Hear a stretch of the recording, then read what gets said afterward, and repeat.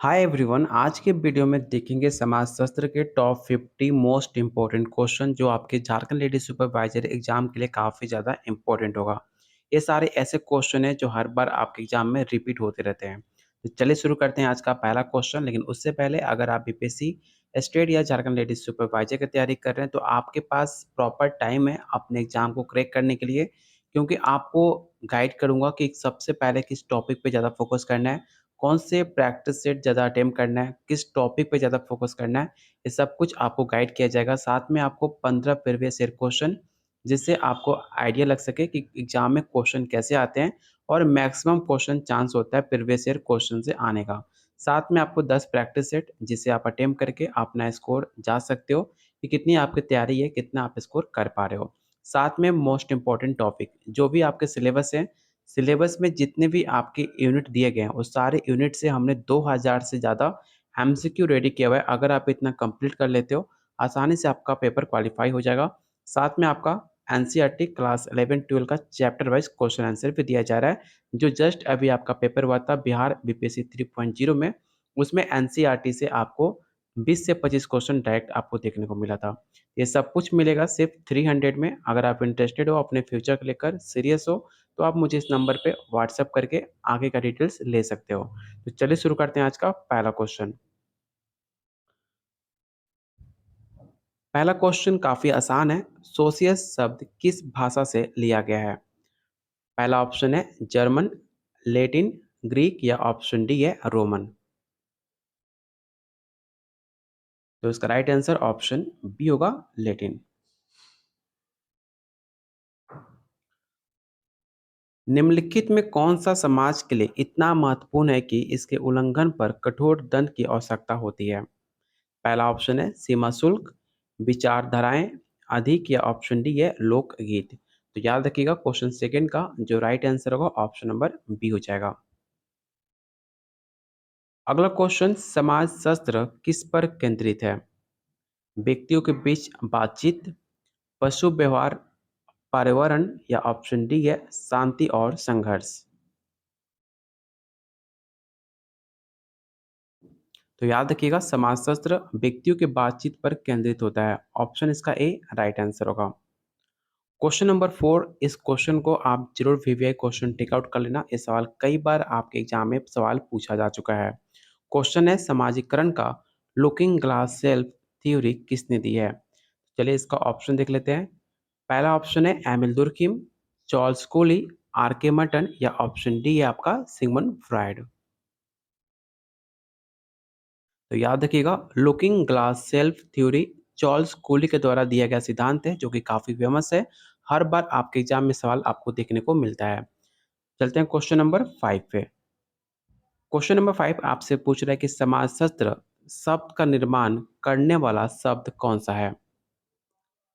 समाज और समुदाय, समाज और विज्ञान, सामाजिक और लोगो या ऑप्शन डी है सामाजिक और विज्ञान।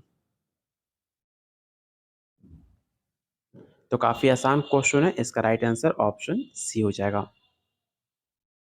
समाज को किस रूप में देखा जाता है? तो याद रखिएगा समाज को भागों की प्रणाली रूप में देखा जाता है। जो भी आंसर जाति और वर्ग टिक आउट कर रहे हैं उनका आंसर गलत है। क्वेश्चन 6 का जो राइट आंसर होगा ऑप्शन नंबर डी हो जाएगा। इस क्वेश्चन को याद रखिएगा। देखने में काफी आसान क्वेश्चन लग रहा है लेकिन इसमें मैक्सिमम बच्चे गलती करते हैं।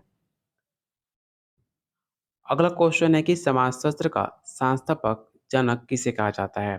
तो जस्ट मैंने आपको 250 एमसीक्यू कराया हुआ है, उसमें ये सवाल मैंने कराया भी था कि समाजशास्त्र के संस्थापक अगस्त कम्टे को माना जाता है। इस क्वेश्चन को आप रट्टा जरूर मार लेना, क्योंकि हर बार आपके एग्जाम में सवाल पूछा जाता है।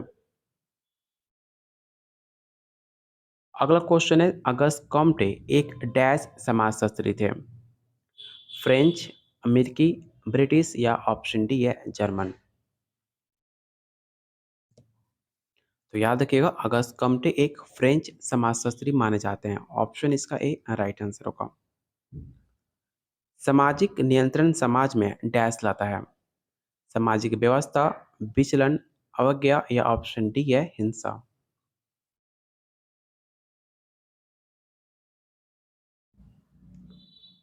तो क्वेश्चन 9 का जो राइट आंसर होगा ऑप्शन नंबर ए हो जाएगा।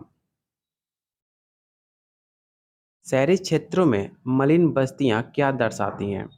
ये भी सवाल काफ़ी इम्पोर्टेंट है। आपको बताना है कि जो सिटी इलाके होते हैं, उसमें जो मलिन बस्तियाँ होती हैं, वो क्या दर्शाती हैं, आपको ये बताना है। तो याद रखिएगा, अधिक जनसंख्या और प्रवासन, जहाँ पे आप देखोगे एक छोटी-सी झोपड़ी में बहुत सारे लोग रहते हैं।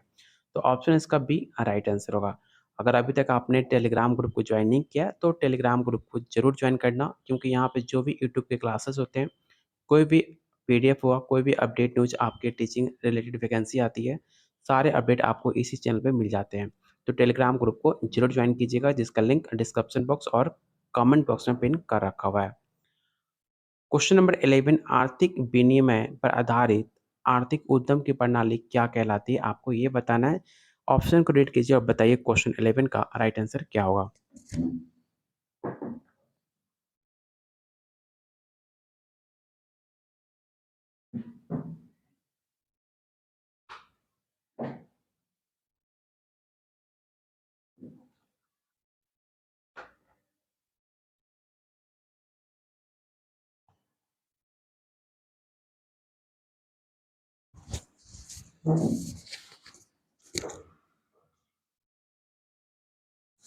तो क्वेश्चन 11 का जो राइट आंसर होगा, ऑप्शन नंबर ए हो जाएगा, पूंजीवाद।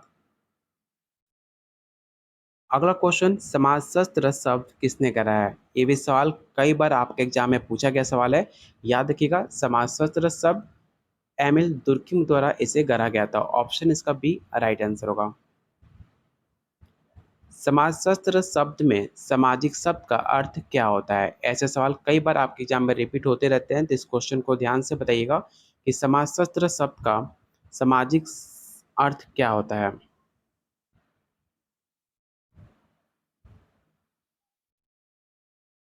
तो इसका राइट आंसर होगा ऑप्शन नंबर ए, साथी। डैश सामाजिक व्यवस्था के लिए अभिनेता के कार्यात्मक महत्व को क्या दर्शाता है? पहला ऑप्शन है स्थिति, कार्रवाई, अधिक, या ऑप्शन डी है भूमिका।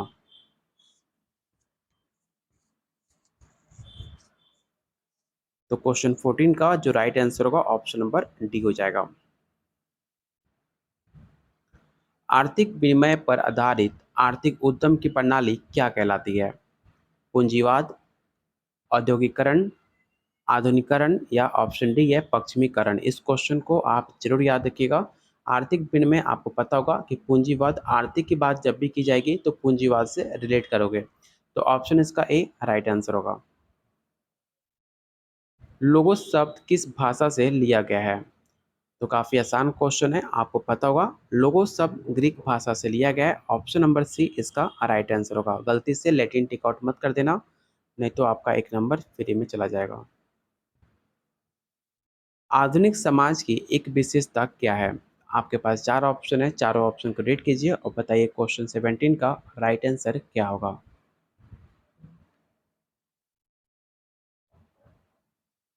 तो क्वेश्चन 17 का राइट आंसर होगा ऑप्शन नंबर सी, शहरीकरण और कारखाना उत्पादन, क्योंकि आधुनिक समाज के बारे में आपकी विशेषता पूछी गई थी। क्वेश्चन नंबर 18 है, निम्नलिखित रिश्तेदारी शब्द में कौन सा ये दर्शाता है कि पिता की बहनों की माँ की तुलना में अधिक महत्व दिया जाता है? तो पहला ऑप्शन है एमिटेट, एकुलेट, कुआरे, या टेक्नोमी। ये सवाल आपके बीपीएससी 2.0 में पूछा हुआ सवाल है। आप जाकर प्रीवियस ईयर क्वेश्चन चेकआउट कर सकते हो, या अगर आप बीपीएससी की तैयारी कर रहे हो तो ये क्वेश्चन आपको बीपीएससी 2.0 में देखने को मिल सकता है।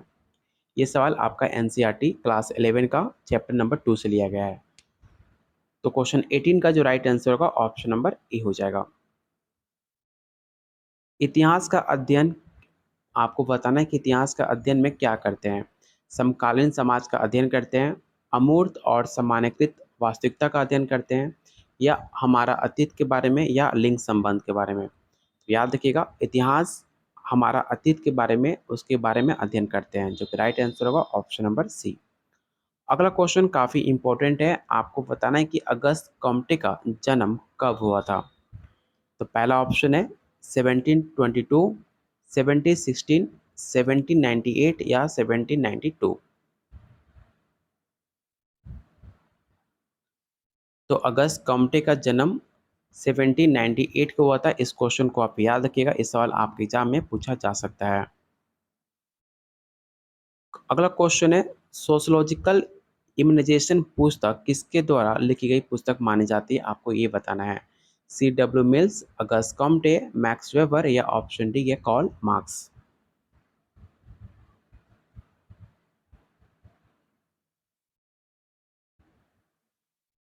तो क्वेश्चन 21 का जो राइट आंसर होगा ऑप्शन नंबर ए हो जाएगा, C.W. मिल्स। अगस्त कॉम्टे का जन्म कहाँ पर हुआ था? एपिनाल में, रेनिस में, ट्रायर में या ऑप्शन डी है मोंटपेलियर में।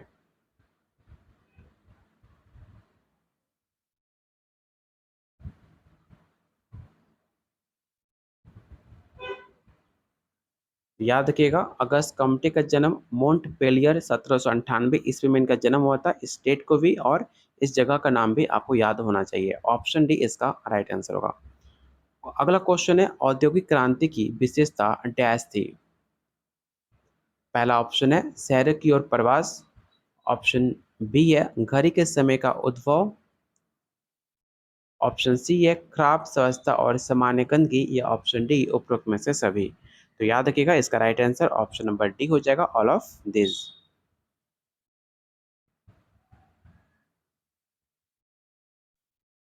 सामान्य ज्ञान का आधार डैश है। पहला ऑप्शन है तर्क संगत सोच, ऑप्शन बी है सामान्य समझ, ऑप्शन सी उद्देश्य या ऑप्शन डी है तथ्यों का एक समूह है। तो इसका right answer option number A हो जाएगा। समाजशास्त्र अध्ययन किसके बारे में अध्ययन करता है, आपको ये बताना है। तो याद रखिएगा, समाजशास्त्र मानव सामाजिक व्यवहार के बारे में अध्ययन किया जाता है, ना कि पौधे, ना मनुष्य, ना और पृथ्वी। तो ऑप्शन इसका ए राइट आंसर होगा। समाजों का क्लासिफिकेशन किस पर आधारित था? शहरीकरण पर, विकेंद्रीकरण पर, औद्योगिकरण पर या ऑप्शन डी है गैर औद्योगिकरण।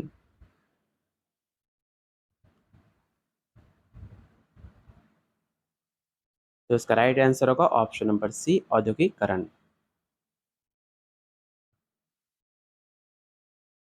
केंद्रीय भूमि सुधार समिति की स्थापना किस वर्ष की गई थी? ये भी सवाल काफी बेहतरीन है। याद रखिएगा, केंद्रीय भूमि सुधार समिति की स्थापना 1970 में की गई थी। ऑप्शन नंबर बी इसका राइट आंसर होगा। मैक्रो सोशियोलॉजी का अध्ययन क्या है? मतलब मैक्रो सोशियोलॉजी में किसका अध्ययन करते हैं, आपको ये बताना है।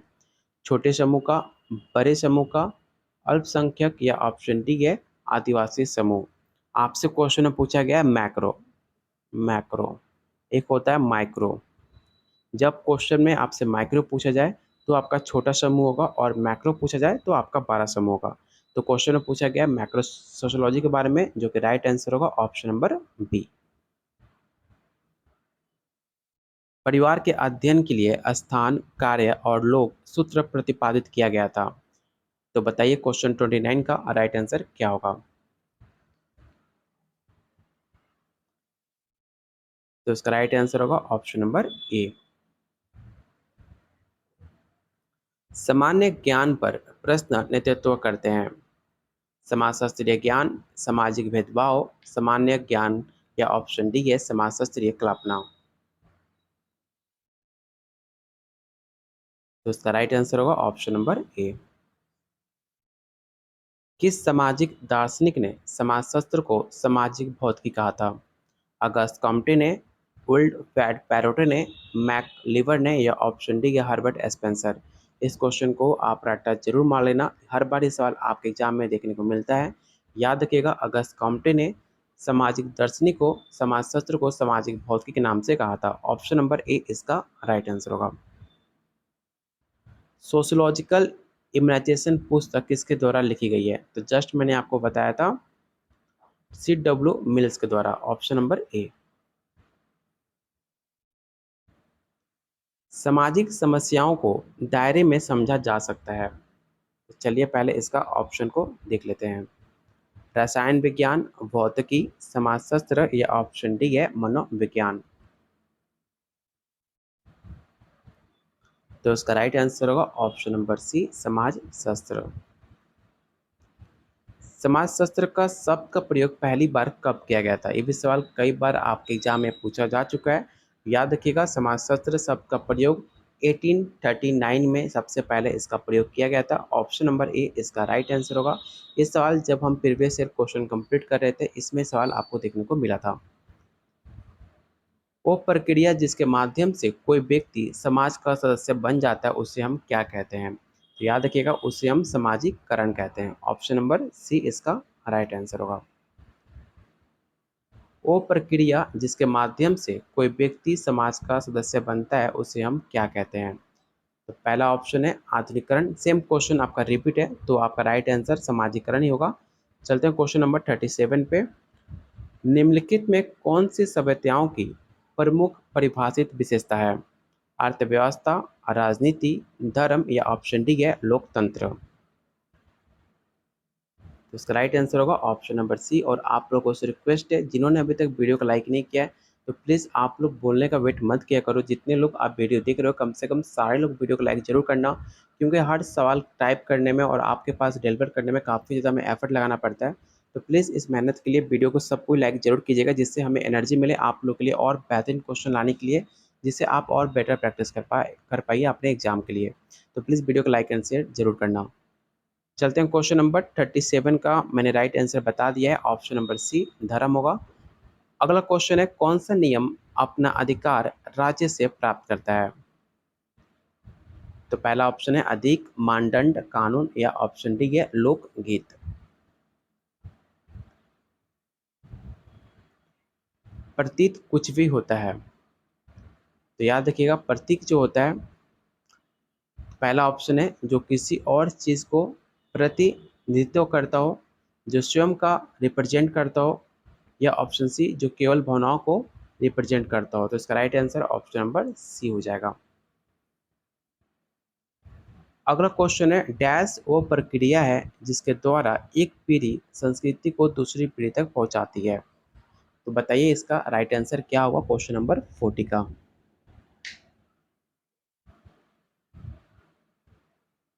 तो इसका राइट आंसर होगा ऑप्शन नंबर ए संस्कृति परंपरा। जीवन का एक तरीका जिसमें समाज के सभी सदस्य भाग लेते हैं, उसे इस प्रकार परिभाषित किया गया था? बहुलता, असमानता, संस्कृति या ऑप्शन डी है सामाजिककरण। तो इसका राइट आंसर होगा ऑप्शन नंबर सी संस्कृति। संस्कृति में विरासत में मिली कलाकृतियाँ वस्तुएं शामिल हैं। तकनीकी विचार, आदतें और मूल्य उस समाजशास्त्री को पहचाने जिसने ये कहा था। स्टेटमेंट बेस्ड क्वेश्चन हमेशा आपके एग्जाम में पूछे जाते हैं, तो इसलिए इस क्वेश्चन को आप विवेक क्वेश्चन जरूर टिक आउट कीजिएगा।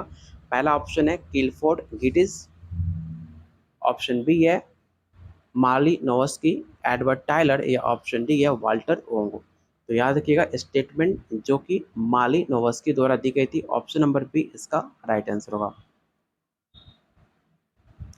व्यवहार के स्थापित नियम या आचरण के मानक कौन है? कानून, मानदंड, दिशा निर्देश या ऑप्शन डी है हुक्म।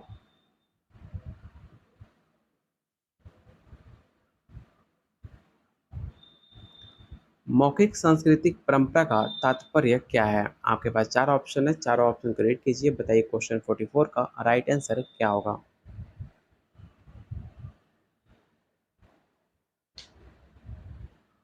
तो इसका राइट आंसर होगा ऑप्शन नंबर ए भाषण के माध्यम से संस्कृति का संचरण।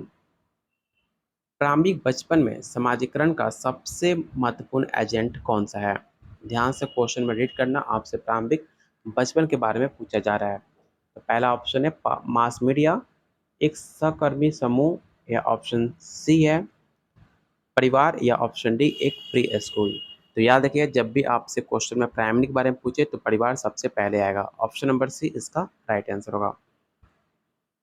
सोचने, महसूस करने और विश्वास करने का एक तरीका क्या कहलाता है? तो उसे हम संस्कृति कहते हैं। ऑप्शन नंबर डी इसका राइट आंसर होगा। डैश किसी समाज के सदस्यों द्वारा बनाई गई मूर्त चीजों को गठन करता है।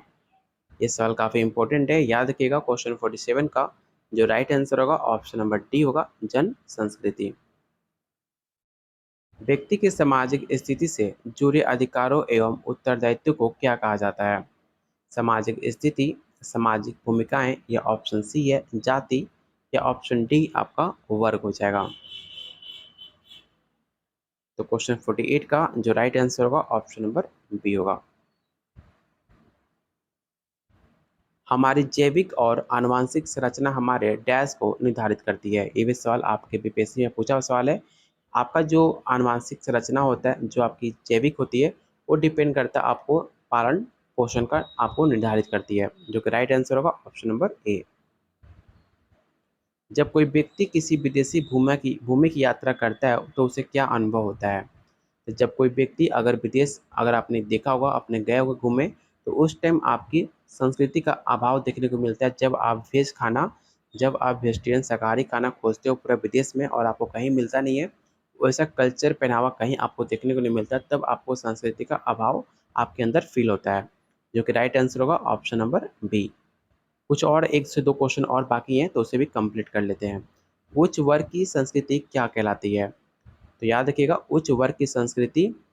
उच्च संस्कृति कहलाती है। ऑप्शन नंबर बी इसका राइट आंसर होगा।